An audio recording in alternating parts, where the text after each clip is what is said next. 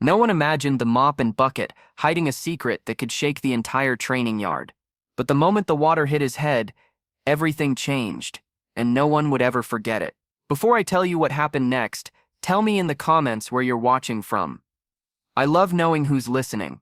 The sun was blazing over Fort Elridge's military training yard, baking the concrete and sending heat ripples across the barracks.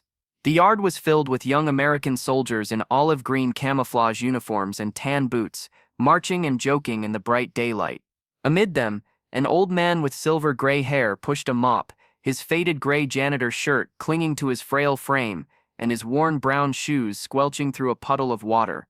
His hands trembled slightly, not from fear, but from age and years of labor. A soldier, Collins, noticed him and laughed loudly, nudging his friends. "Look at him. Can't even hold a mop straight," he sneered. The others joined in, their laughter echoing across the yard. Then Collins, caught in the heat of mockery, grabbed a metal bucket full of water and hurled it directly over the old man's head. Water drenched him instantly, soaking his gray hair and running down his wrinkled face. For a moment, the world seemed to freeze. The mop slipped slightly from his hands, but his posture remained unbroken, his eyes steady despite the shock. Around him, the other soldiers laughed harder, pointing and mocking, their faces flushed with arrogance and disbelief that anyone could stand silently under such humiliation. A sudden shift in the air went unnoticed by the soldiers. From the background, a high-ranking officer in a dark navy blue dress uniform, adorned with medals, strode toward the scene. Every footstep was measured, heavy and commanding. His face was a mix of shock and controlled anger, and the laughter around the yard faltered as the soldiers slowly realized someone important was approaching. The old man lifted his hand slightly, signaling calm. "Let them watch," he said quietly, almost to himself. But the sound carried, and the yard went silent. The water dripped from his face in shimmering streaks, glinting in the sun like tiny crystals. His eyes, calm and piercing, scanned the soldiers, a gaze that measured pride, arrogance, and the fragility of mockery. Then, with deliberate slowness, he removed the mop from his hands and tilted his uniform slightly. A metal badge glinted in the sunlight, a symbol of rank and authority the soldiers had never suspected. Agent Warren, a name whispered in classified circles, stood fully revealed. Gasps filled the yard. Collins felt his knees weaken. Every cruel laugh, every mocking gesture, burned in his memory as he realized the truth.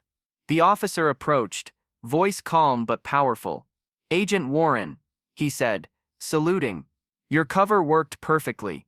They had no idea. The soldiers' faces turned pale. The air was thick with shame, disbelief, and an unspoken understanding that this man, this old seemingly frail janitor, had commanded far more respect than they ever could. Warren's eyes swept over the group of young soldiers, stopping on Collins last. "You wear this uniform," he said quietly. "But some of you forget what it stands for. Pride without honor is worthless. Disrespect has consequences, and ignorance is only forgiven once." Collins stepped forward, shaking. "Sir, I didn't know." Warren lifted a hand. "You acted out of arrogance. Learn from it. Let this lesson stay with you forever." The rest of the soldiers stood straighter, some wiping sweat or water from their faces, realizing the weight of their actions. From that day forward, the yard changed. Soldiers greeted every worker, every visitor, every comrade with respect. The hum of mockery and arrogance was replaced with discipline and humility.